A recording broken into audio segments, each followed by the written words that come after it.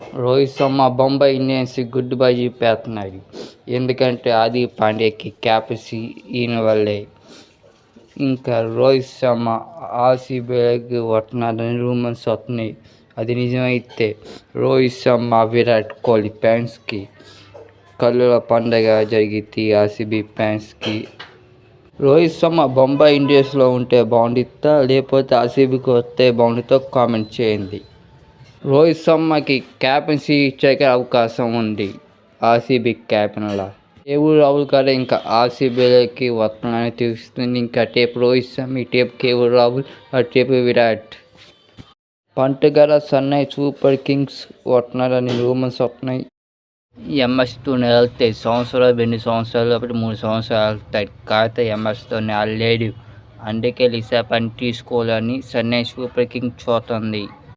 మీరేమనుకుంటున్నారు? ఎంఎస్ ధోని లేని లోటుని పంట్ తీసుకురా. పంట్కి క్యాప్టెన్సీ ఇచ్చే అవకాశం ఉంది.